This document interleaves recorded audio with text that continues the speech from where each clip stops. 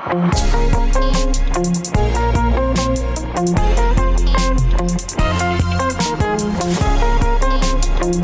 Apicurieuses reçoivent Nicolas Florian, une émission animée par Sandrine Lajusse. Nouveau rendez-vous pour bordeauxpodcast.com et nouvelle équipe pour cette plateforme de podcast consacrée à Bordeaux, un Bordeaux comme vous ne l'avez jamais entendu ni écouté. Les Apicurieuses, une joyeuse bande de femmes venues d'horizons divers et différents, engagées et impliquées dans la vie de la cité, vont être au cœur de l'actualité. Avec Nathalie, Sylvie, Mélusine et Fabienne, les candidats à la mairie de Bordeaux vont se mettre à table. Une série de podcasts consacrés à ces élections municipales qui auront lieu les 15 et 22 mars prochains, où vous allez découvrir ces candidats d'une manière plus personnelle et festive, puisque nous sommes installés à la Réserve, lieu désormais incontournable des soirées bordelaises, accueillis et coucounés par Fred, son irrésistible patron, et toute sa formidable équipe. Maire de Bordeaux depuis le départ d'Alain Juppé au Conseil constitutionnel en mars 2019, il est candidat à sa propre succession. Nicolas Florian, bonsoir. Bonsoir. Et merci d'avoir accepté de vous mettre à table avec les Apicurieuses, toujours confortablement installées à la Réserve, sous l'œil attentif de son patron Fred et de toute son équipe. Autour de vous ce soir, Nathalie, Sylvie et Mélusine, une joyeuse bande de femmes impliquées dans leur vie professionnelle comme dans leur vie privée, des bordelaises et néo-bordelaises, audacieuses, passionnées et passionnantes. Nicolas Florian, est-ce que vous aimez vous mettre à table au sens propre comme au sens figuré ? Au sens propre et au sens figuré, je vous dirai ça après l'interview. Et au sens propre ?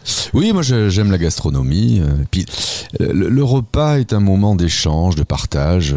Moi j'ai toujours veillé à ce que, en tout cas à la maison, pour les rares fois où je partage le repas avec ma famille, il n'y ait pas de télé et on profite et de la gastronomie les uns des autres. Voilà. Alors votre enfance, elle se passe à Marmande, dans le Lot-et-Garonne ? En fait, je ne fais que naître à Marmande parce que mes grands-parents étaient de là-bas, mais mes parents étaient à Bordeaux.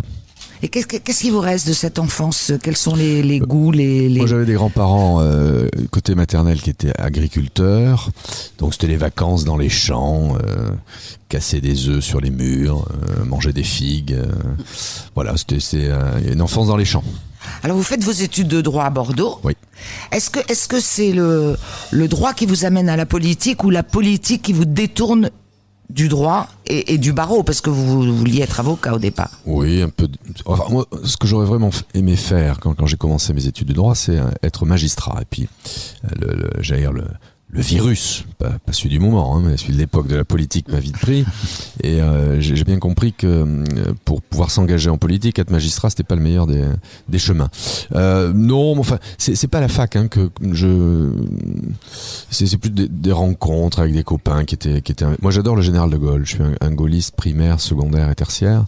De par des rencontres effectivement en dehors des cours avec des copains qui étaient plus militants, plus investis, je me suis investi moi-même. Oui, parce que vous adhérez très jeune au RPR, vous commencez très jeune à rentrer en politique. 1993, 1992. Et il y a que le général de Gaulle qui vous... Non, après là aussi c'est des rencontres encore une fois, mais là à la base c'est les valeurs du gaullisme, et après c'est la rencontre avec Alain Juppé quand il arrive en 1995 à Bordeaux. Qu'est-ce qui fait écho dans votre envie d'avoir fait du droit, dans votre envie de travailler à la magistrature, dans la politique? Quel est finalement le moteur? Moi, je vous cache pas que j'aime les gens, j'aime être entouré, et je le dis sans filtre, j'aime bien être meneur, entraîné, engagé, et donc que ce soit dans l'investissement militant ou l'investissement politique, c'est aussi ce goût de prendre des responsabilités, d'être porteur d'un certain nombre de projets, ou en tout cas d'entraîner. C'est ce qui fait aussi ma motivation, c'est ma personnalité. Moi, j'aime pas la solitude. J'aime bien être entouré. Et puis j'aime les gens. Donc, Oui, mais on n'est pas obligé de faire de la politique pour être entouré. Non, mais vous savez, quand on a un investissement associatif, c'est un virus quand même, oui. Quand on se réunit comme vous autour d'une table pour partager et échanger, c'est qu'on a ce goût, j'allais dire, de la collectivité, de la communauté. Et la politique, c'est aussi ça. On fait jamais de la politique pour soi-même. On fait toujours pour les autres. Et en marge de votre carrière politique, vous occupez quand même différents postes, notamment de communication du groupe Pichet. Oui, tout à fait. Mais vous n'avez jamais cessé de conquérir différents mandats quand même. Oui, j'en ai perdu aussi, mais j'en ai conquis. Non, je me suis toujours investi. Et puis il y a Alain Juppé. Est-ce qu'on peut parler de mentor ? Oh oui, c'est même une relation quasi filiale avec Alain Juppé. On a des liens très proches. Et comment vous avez vécu son départ, qui a été quand même un peu brutal, on va dire ? Ça a été un choc émotionnel. Mais moi, je pensais qu'il serait de nouveau candidat en 2020. Chantait qu'il y avait une forme de lassitude. Il était passé à côté de son grand projet, qui était d'être candidat à l'élection présidentielle. Avant même d'imaginer qu'il soit président de la République, c'était être au moins candidat à l'élection présidentielle. Donc je sentais qu'il avait été affecté par ça, qu'il avait été meurtri, surtout dans les circonstances dans lesquelles ça s'est déroulé. Donc ça a été quand même une surprise qu'il parte comme ça, mais je le comprends, et c'est une nouvelle orientation donnée à sa vie personnelle. Il avait besoin aussi de passer à autre chose. Donc passer ce cap, j'allais dire, qui a duré quelques minutes, quelques heures d'un peu d'émotion, parce que c'est une page qui se tourne. Moi, j'ai fait tout mon investissement public à ses côtés. Mais après, c'est le poids des responsabilités qui vous tombe sur les épaules, avec deux phases. Une phase un peu euphorique où on se dit ça y est, on est le roi du monde, on marche sur l'eau. Et puis très rapidement, le sens des responsabilités. Vous n'êtes pas noyé quand même.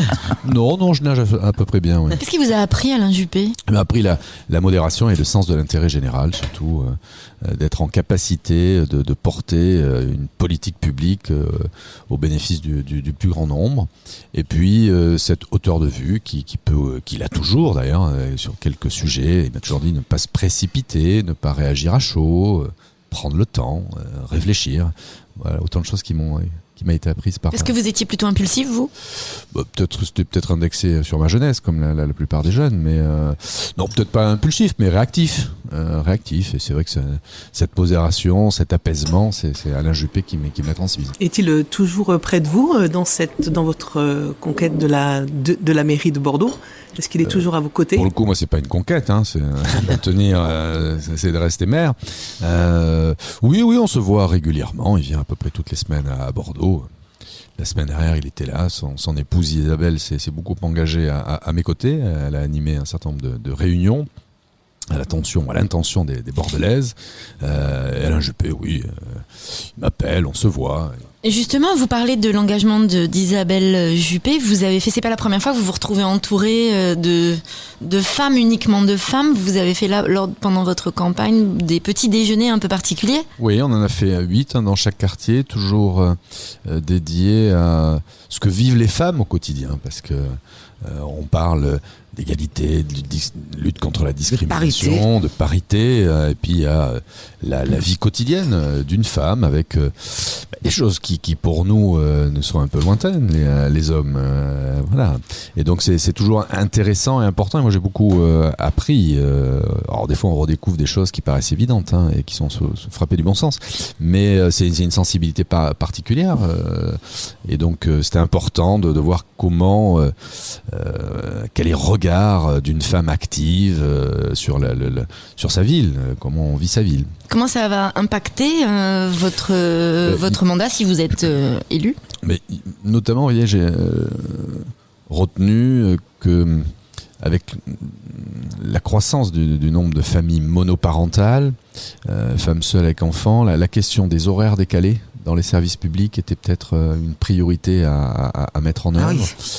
Sur les crèches, les services publics, et ça c'est l'une des premières choses que l'on mettra en œuvre très très rapidement. Voilà. Et puis après il y a la situation professionnelle des femmes, et notamment l'égalité salariale. Et, là-dessus on a encore beaucoup à faire, et notamment dans ce que je maîtrise le mieux, à savoir les ressources humaines de la ville de Bordeaux. C'est 3800 agents où il y a encore un trop grand décalage. Alors justement, on va parler de Bordeaux qui a énormément évolué sous l'impulsion d'Alain Juppé et de votre équipe, dont vous y êtes parti. C'est devenu la terre promise, une ville nommée Désir. Est-ce que vous n'avez pas un peu été trop vite ? Est-ce que vous n'avez pas privilégié la quantité des habitants et sur la qualité de vie ? Il n'y a pas de volonté délibérée d'aller sur une conquête démographique. On a une ville qui est en croissance démographique. Je rappelle que Bordeaux a connu plusieurs phases dans son histoire contemporaine. Bordeaux a connu jusqu'à 300 000 habitants. C'était la fin du 19e siècle. La ville a été en perte d'habitants, en déclin. Elle est descendue à peu près 200 000 habitants. C'est les années 80, années 90. Aujourd'hui, nous sommes 250 000. Moi, je préfère une ville qui grandit, qui est en dynamisme. C'est des créations d'emplois, c'est une diversité, une mixité dans sa sociologie, qu'une ville qui décline. Bon, il s'agit aujourd'hui, maintenant, et c'est peut-être là. Ah oui, on l'appelait la Belle Endormie à une époque. Oui, elle s'est sacrément réveillée. Un peu caricatural d'ailleurs, la Belle Endormie. Non, aujourd'hui, la priorité, en tout cas ma priorité pour les mois et les années qui viennent, c'est d'aller vers une forme d'équilibre de cette croissance démographique, d'avoir une ville hospitalière. Et une ville hospitalière, c'est une ville qui est capable d'accueillir dans de bonnes conditions nouveaux arrivants, mais sans oublier celles et ceux qui sont un petit peu plus enracinés et qui vivent au quotidien leur ville. C'est l'enjeu des années qui viennent. Et cette question d'équilibre, elle passe par nécessairement une mutation sur notre développement urbain. Le développement urbain, quand Alain Juppé il vient en 1995 à Bordeaux, son projet urbain, c'est d'étendre le centre-ville. Il construit son aménagement urbain autour de cette idée. Moi, je développe maintenant une autre idée, qui n'est pas une rupture, mais qui est complémentaire, d'avoir un développement, alors le terme n'est pas très sexy, polycentrique. Et le polycentrisme, c'est quoi? Polycentré. Oui, c'est des centres dans la ville. Polycentrisme, c'est des centres dans la ville, c'est pouvoir imaginer des lieux de vie où à portée d'enjambée, à portée de main, portée de souffle, on y retrouve des services, de l'activité, des équipes. Oui, parce que honnêtement, là, avec cette folie, tout le monde veut venir vivre à Bordeaux. Il y a quand même une certaine population qui ne pourra plus vivre dans le centre. Les loyers ont explosé quand même. Oui, et puis le prix du logement en général, hein, les logements sont trop chers. C'est un sujet vraiment de préoccupation publique dans les années qui viennent. C'est d'éviter que ne s'accentue ce que nous vivons depuis quelques années, ce que j'appelle moi le phénomène élastique. C'est-à-dire qu'on a une population très solvable, très intégrée, qui tire l'élastique par le haut, mais on a aussi une population précaire, en exclusion, qui tire l'élastique par le bas. Et c'est-à-dire qu'il y a une tension au milieu sur ce qu'on appelle la classe intermédiaire, hein, et c'est celle-là à qui il faut faire attention et prendre soin. Moi, oui, parce qu'elle risque d'être obligée de partir, c'est pas une volonté. Il y en a déjà un certain nombre. Je ne vais pas vous abreuver de chiffres, mais en 10 ans, le prix du mètre carré moyen, neuf, est passé à Bordeaux de 2 700 € du mètre carré à 4 700 €. Wow. Donc, alors on est loin encore des tarifs, enfin, ou des prix lyonnais ou parisiens, mais on a un véritable enjeu sur le logement dit intermédiaire, c'est-à-dire des logements, sur le neuf en tout cas, à 2700, 3000 €. C'est l'un des enjeux vraiment des années qui viennent, et c'est une priorité dans le programme que je porte. Parce qu'effectivement, quand vous parlez du prix de l'augmentation des loyers, effectivement, après, c'est l'emploi qui doit suivre. C'est-à-dire qu'entre un Parisien et un Bordelais, quand on est chef d'entreprise ou quand on est salarié, notamment dans mon cas, il y a quand même une différence certaine de salaire. Donc, on va dire que à un salaire équivalent, effectivement, le Bordelais ou la Bordelaise pourrait aujourd'hui se loger confortablement, alors que c'est pas le cas. C'est-à-dire qu'aujourd'hui, il y a quand même, on voit bien que l'emploi, il y a des choses qui s'orientent plus sur les start-up, mais il y a aussi des métiers de base, on va dire tout ce qui est l'agriculture, tout ce qui est aussi la logistique. On a une problématique de recrutement. On a une tension, pardon, allez-y. Oui, il y a des problématiques de recrutement. Donc effectivement, il faut rendre à la fois attractif la région, Bordeaux et sa région, mais aussi pouvoir donner de l'emploi à ces gens qui ont envie de venir ou d'y rester. Déjà, avant de penser à ceux qui nous rejoignent, même s'ils sont les bienvenus, je pense qu'il faut aussi penser à ceux qui sont déjà là, et on parle plutôt de ce côté-là d'une croissance endogène et pas d'une croissance exogène. La particularité de notre agglomération et de Bordeaux depuis 2014, c'est qu'aujourd'hui, sur les 2 dernières années, on a créé autant d'emplois qu'il y a de nouveaux habitants. C'est une nouveauté assez marquante de la vie bordelaise. On se rapproche à ce niveau-là de ce que connaît une agglomération comme Lyon. Et pour avoir un chiffre, là aussi, en 2019, c'est 19 000 emplois créés sur Bordeaux Métropole. là où la croissance démographique de la métropole atteint 15 à 16 000. Et ça, c'est assez novateur parce que jusqu'en 2014, le niveau de création d'emplois net sur l'agglomération, c'était à peu près 1500 emplois nouveaux. Bon, aujourd'hui, c'est près de 20 000. Donc on parle d'une croissance démographique, on parle aussi d'une croissance d'activité et économique. Et certes, il y a tout ce tissu de jeunes entreprises, mais aussi on a nos grandes filières. L'aéronautique, 30 000 emplois autour de la zone aéroportuaire, avec un objectif d'arriver d'ici 10 ans à peu près à 40 000 emplois. Il y a tous les métiers de la santé. On a un hôpital puissant avec toute une économie, un écosystème autour de la santé qui est aujourd'hui générateur d'emplois. On a les métiers du nautisme. On a aujourd'hui un port qui redémarre, qui reconquiert des marchés de tonnage. Et puis on a les métiers de l'image, de l'intelligence artificielle. Je visite à peu près une entreprise par semaine, bordelaise ou sur l'agglomération. Et ça m'amène à répondre à une partie de vos interrogations. C'est vrai qu'aujourd'hui, on a des entreprises qui ont du mal à recruter. Il y a des secteurs, oui. Sur le digital, sur le numérique, on manque de développeurs, on manque de personnes investies sur le numérique. Et c'est des enjeux des semaines et des mois qui viennent avec comment on réoriente le circuit de formation pour amener ceux qui sont exclus de l'emploi vers ce genre d'emploi. C'est pour ça que on a fait venir, et je les remercie, Microsoft avec Simplon qui a un programme de formation, à peu près 80 personnes par an, pour les amener sur ces métiers-là.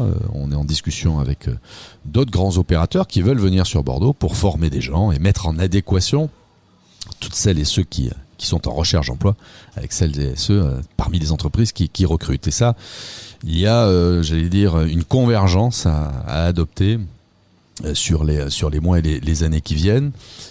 Sinon, moi j'étais à Paris il y a 15 jours pour rencontrer des investisseurs, et j'ai un investisseur qui est prêt à venir, qui a la clé 250 emplois et qui se pose des questions parce qu'il a du mal à trouver les ressources humaines localement, et on va décaler un petit peu son arrivée pour pouvoir s'implanter. Donc les pistes sont j'allais dire, encourageantes, mais il y a cette cohérence de mise en adéquation, plus par ailleurs la question de l'emploi du conjoint.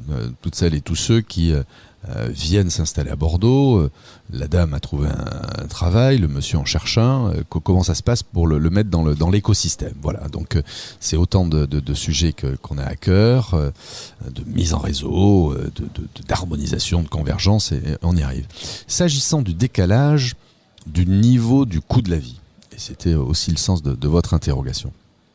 Bien sûr que les salaires ne sont pas aussi élevés qu'en région parisienne. Le salaire médian à Bordeaux, c'est 1 865 € par personne.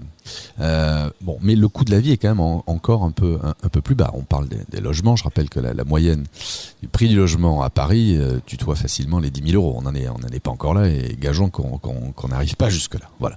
Donc, on peut y arriver peut-être. Non. Aujourd'hui, depuis un an, non. Là, c'est factuel et objectif. Je ne cherche pas.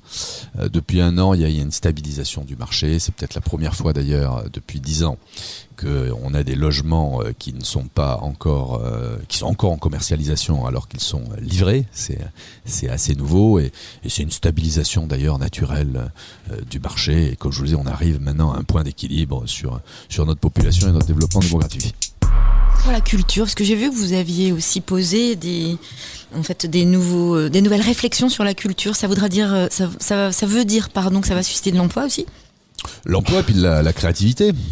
On a besoin à Bordeaux de lieux de diffusion, de lieux de création, et peut-être de réorienter nos politiques publiques qui sont aujourd'hui trop concentrées sur des structures, certes prestigieuses, qui participent au rayonnement de notre ville. Je pense à l'opéra, à l'orchestre, nos quatre musées, notre conservatoire, avec un poids de centralité que seule la ville de Bordeaux supporte, alors même que la diffusion est à l'échelle de l'agglomération et même du département.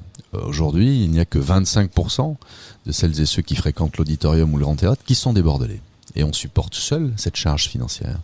Et donc, parmi les dossiers prioritaires que je mettrai sur la table après l'élection municipale, c'est de voir dans quelle mesure on peut pas un petit peu plus mutualiser ces charges financières. Il ne s'agit pas, pour la ville de Bordeaux de faire des économies, mais de pouvoir redéployer un certain nombre de crédits vers d'autres actions, faire sortir un petit peu plus la culture de ses murs.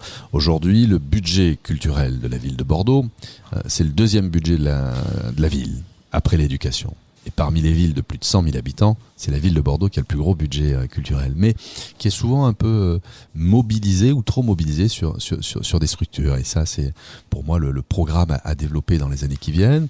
Au même titre d'ailleurs que notre politique muséale, j'ai pas tranché et j'ouvrirai la discussion avec les acteurs. Est-ce qu'on maintient une logique de 4 musées ou est-ce qu'on va vers une logique de regroupement ? Aujourd'hui, on a à peu près la moitié de nos collections qui ne peuvent pas être exposées parce que les lieux d'exposition sont dispersés et ne sont plus aujourd'hui assez grands pour accueillir ces collections. Donc est-ce qu'on ne va pas vers une convergence sur un seul lieu ou 2 lieux ?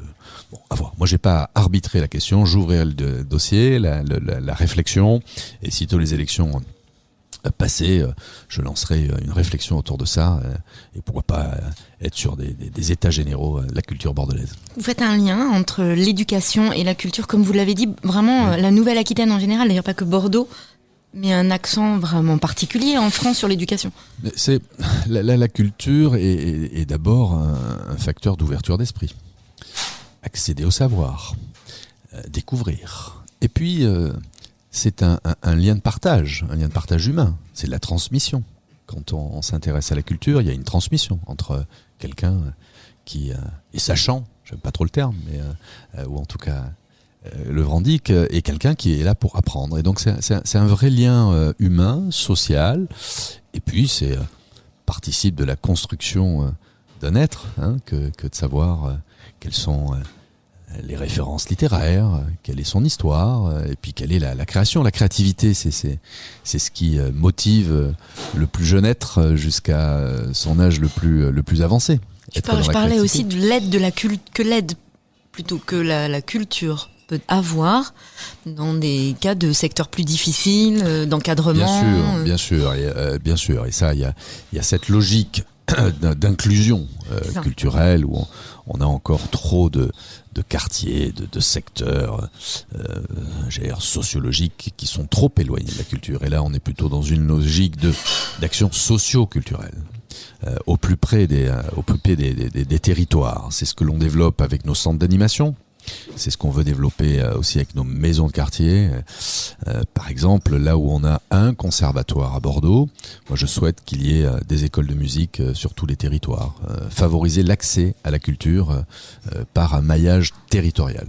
Quartier par quartier. Quartier par quartier, zone de vie par zone de vie. Il y a aussi l'écologie qui s'est invitée dans cette campagne, végétalisation, vélo, vert, c'est la ville des 3 V maintenant. Quelle est votre pierre à l'édifice ? Qu'est-ce que vous allez apporter comme pierre à cet édifice ? Et surtout, comment on va faire pour arrêter que ça soit la guerre dans la rue entre les vélos, les piétons, les voitures ? Là, vous nous avez mis quand même un grand bazar. Vous pouvez pas le nier. Est-ce que je le fais Je réponds avant vous. Le sujet de la transition écologique, le défi climatique, il est devenu urgent. Moi, je ne vais pas vous expliquer que je me suis engagé en politique et dans la vie publique sur ces seules convictions environnementales. Par contre, je fais partie de ceux, et je crois qu'on est nombreux maintenant, à être convaincus qu'il y a urgence. Et que là où on imaginait que ce grand bouleversement climatique ne concernerait que les générations futures, elle nous concerne à nous. Et donc, il y a des choses à faire. La maison brûle et on regarde ailleurs, comme disait M. Chirac. C'est ce que disait Jacques Chirac en 2003 à Johannesburg. Donc, on a changement d'usage, de comportement à faire, et la puissance publique est là pour activer des leviers. Pour moi, la priorité, c'est la transition énergétique. Aujourd'hui, quand on regarde l'urgence climatique, c'est d'abord sur l'émission des gaz à effet de serre, le carbone. Donc la priorité, c'est la transition énergétique. C'est ce que nous avons déjà engagé. On ne part pas de nulle part à Bordeaux. On a des piliers là-dessus. Transition énergétique, c'est l'objectif que je fixe en 2026, d'avoir l'équivalent de 100 000 personnes qui soient en alimentation propre. C'est des réseaux de chaleur, la géothermie. C'est le photovoltaïque. On va construire la plus grande ferme photovoltaïque d'Europe à Bordeaux, urbaine, qui va fournir l'électricité pour l'équivalent de 18 000 personnes à l'échelle de 2026. C'est l'hydrogène. Moi, je crois beaucoup à l'hydrogène, et notamment sur les transports en commun. Et en 2023, quand nous lancerons la future délégation de service public sur le transport en commun, bus et tram, nous y intégrerons une obligation pour l'exploitant d'arriver à 80% de véhicules propres à la fin de la délégation de service public. Donc c'est toutes ces transitions énergétiques. Ça passe sur l'habitat aussi, avoir une vraie politique d'isolation énergétique, de lutte contre la déperdition énergétique. Et puis c'est peut-être des innovations à développer. Moi, je vais développer sur Bordeaux une expérimentation autour des éoliennes urbaines. C'est pas des mâts de 30 mètres avec des pales de 8 mètres. Ce sont des éoliennes horizontales de 2 mètres d'envergure. C'est pas les moulins à vent. Non, c'est des éoliennes urbaines. On teste aussi l'hydrolien dans la Garonne. Bref, c'est toute cette politique de transition énergétique qui, à mon avis, est la priorité. Et puis après, il y a l'objectif qu'on a fixé de 0 déchet à l'horizon 2026. La politique de 0 déchet, c'est quoi ? C'est lutter contre le gaspillage, être sur plus de tri, la revalorisation du recyclage, de la réutilisation. Et c'est une vraie filière quasi industrielle que l'on peut créer autour de ça. C'est facteur de création d'emplois, création d'économie. Et ça, on va être très volontariste là-dessus. Et c'est l'une des priorités. Et puis, il y a toutes les mobilités. Vous l'abordiez. Aujourd'hui, c'est un vrai problème quand même. C'est un vrai problème, mais c'est un vrai problème qui se décline sur trois secteurs. Il y a tout ce qui se passe intra-boulevard, et là je parle que de Bordeaux, où la vraie question pour nous, c'est savoir quelle est la place de la mobilité douce. Aujourd'hui, c'est 40 000 déplacements jour à vélo. Comme vous le signalez très justement, on arrive à une situation un petit peu paradoxale de conflit d'usage, où le piéton croise trop souvent un vélo sur un trottoir, là où des fois le vélo a du mal à circuler sur la voie parce que c'est pas assez sécurisé. Il faut plus de pistes cyclables, et quand je lance le projet de réflexion autour du réaménagement de boulevards et des barrières, c'est d'abord parce que sur les 12 km de boulevard, la sécurité n'est pas assurée pour nos cyclistes. Donc il faut des voies protégées, il faut du stationnement pour les vélos. Mais il y en a pas assez. Il n'y en a pas assez, c'est une réalité, je ne vais pas vous dire le contraire. Là pareil, je vais vous donner un chiffre révélateur. En 10 ans, la part de la voiture intra-boulevard sur Bordeaux est passée de près de 40% de nos déplacements à 27%, là où la part du vélo est passée de 8 à 15%. Donc il y a un enjeu fort sur la mobilité douce. Ça, c'est ce qui se passe intra-boulevard. Autre question sur les mobilités et les déplacements, c'est ce qui se passe entre rocade et boulevard, où là, l'enjeu est d'avoir une véritable liaison circulaire, car notre modèle de transport en commun a été construit en étoile. Vous habitez à Saint-Médard-en-Jalles, vous voulez vous rendre à Pessac, que vous preniez une ligne de bus ou à terme un tram, vous passez par le centre-ville avant d'aller sur Pessac. Il faut réhabiliter la ligne de ceinture, c'est le projet de chemin de fer, c'est le projet de RER métropolitain, que je préfère appeler d'ailleurs RER départemental, d'avoir une liaison circulaire par la ligne de chemin de fer qui partirait de Ravesy pour aller jusqu'à la gare Saint-Jean et qui permettrait de desservir Codéran, Médoquine, Pessac et la gare Saint-Jean. C'est un investissement de 200 millions d'euros que nous allons faire. C'est un véritable RER, un TER plus cadencé, avec un... Ça existe déjà. C'est pas assez cadencé parce que les voies sont pas réhabilitées partout. Donc c'est un investissement de 200 millions d'euros. Ça nécessite une réhabilitation de la gare de la Médoquine, la halte de Codéran, Ravesy, pareil.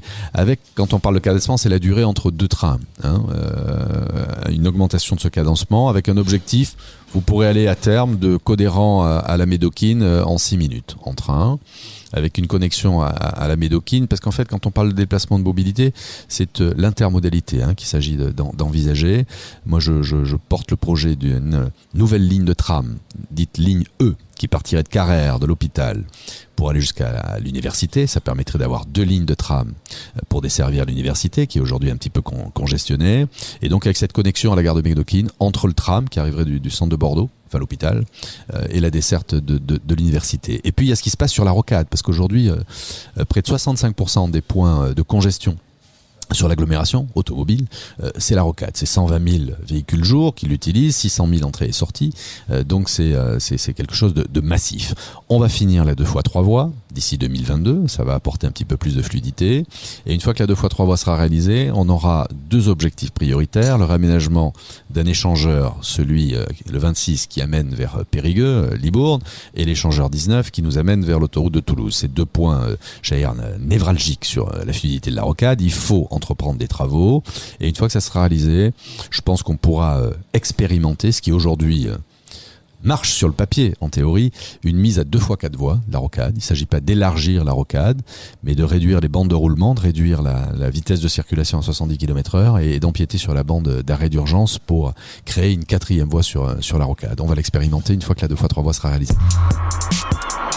Tous ces grands projets sont parfaits, mais ça va avoir un coût très très important. Je suis l'ancien adjoint aux finances. Je le sais. Je connais la situation financière de la ville. Par ailleurs, sur ces grandes infrastructures, c'est l'État et Bordeaux Métropole. Bordeaux Métropole investit 600 millions d'euros par an et notre vitesse de croisière peut nous amener jusqu'à 700-800 millions d'euros par an. Aujourd'hui, on a une agglomération qui n'est pas endettée. On a une capacité à s'endetter. Et puis on a une capacité d'investissement. Et c'est pareil sur la ville de Bordeaux. La ville de Bordeaux investit chaque année à peu près 100 millions d'euros par an. Là où notre dette est à peu près de 260 millions d'euros. Ce qui voudrait dire que si on arrêtait d'investir pour rembourser notre dette, il nous faut un peu plus de 2 ans. Là où le seuil d'alerte pour une collectivité, c'est 12 ans. Donc on a une véritable capacité d'investissement. Et par ailleurs, moi, tout le programme que je porte, il est financé à l'euro près. Et il est tellement bien financé que je suis même d'ailleurs le seul maire depuis la Libération à avoir baissé 2 fois la taxe foncière d'1%. Alors ça peut paraître cosmétique, on paiera toujours un peu plus à la fin sur le bout de la feuille parce que je suis pas le seul à décider. Mais les taux de la ville de Bordeaux sur la taxe foncière ont été baissés en 2019 et en 2020 d'1%, ce qui prouve qu'on a une santé financière qui nous permet d'investir. Quand je suis arrivé dans l'équipe d'Alain Juppé en 2014, l'excédent du budget municipal à la fin de l'année était de 2 millions d'euros sur 500 millions d'euros. Aujourd'hui, il est de 20 millions d'euros, ce qui fait qu'on a un stock, plus qu'un flux d'ailleurs, d'argent pour pouvoir ou investir ou assumer nos politiques publiques. Donc ça, c'est pas un sujet. Enfin, c'est pas un sujet, c'est vigilant. Oui, mais c'est un sujet, mais donc... On fait les choses de façon, j'allais dire, objective. C'est notre côté portefeuille de mère de famille qui pose la question. Qu'est-ce qu'on mange ce midi? Qui c'est qui va faire les courses? C'est important, vous avez raison de vous poser la question là-dessus, parce que la vie municipale est aussi indexée sur sa capacité financière à répondre à des politiques publiques. Donc, on parle de difficultés des collectivités, oui, enfin... Puis on voit quand même que la ville est en travaux en permanence, donc on peut des fois imaginer... un peu trop d'ailleurs, des fois un peu trop. Il n'y a rien de plus qui m'agace.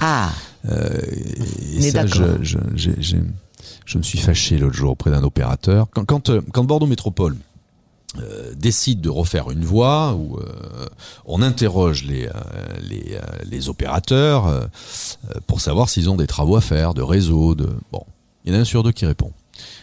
Et une fois que les travaux sont finis, on a un certain nombre qui se réveillent. Ah, au fait, monsieur le maire, il faut qu'on passe de ci, il faut qu'on passe de ça. Bon, ça, c'est plus possible. Et il y en a un l'autre jour que j'ai renvoyé à 10 mètres en lui disant, mais tant pis, vous reverrez pas votre réseau, tant pis si vous avez moins d'abonnés. Voilà.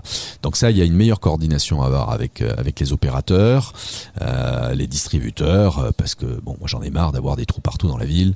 Une fois que la voie est refaite, d'aller refaire un trou de connexion. Donc là-dessus, il y a un peu plus d'autorité à appliquer.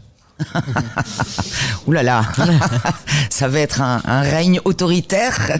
Non, mais il y a des fois, il faut être ferme. Je veux dire, c'est de l'argent public quand on refait un trottoir ou une voirie. Donc, c'est aussi de l'argent public qu'il faut bien utiliser.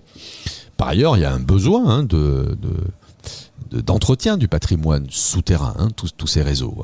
On voit bien qu'il a fallu accélérer sur les branchements en plomb, notamment sur la distribution de l'eau, parce que là c'est une question de santé publique. Et d'ailleurs tout à l'heure on n'a pas trop développé sur questions écologiques, de lutte contre la pollution. C'est d'abord s'occuper de la santé des gens. Faire baisser la pollution, c'est d'abord s'occuper de la santé des gens. Et c'est pareil sur un certain nombre d'équipements de proximité. Et c'est pour ça que toutes ces questions sont aussi au cœur du projet politique. Nicolas Florian, merci beaucoup d'être venu à la table des Apicurieuses. Et puis, rendez-vous le 15 mars devant les urnes. Oui, ou après. Contentons-nous du 15 mars. Non, mais là, c'est moi qui vous le dis. Bonne journée, enfin bonne soirée. Merci beaucoup.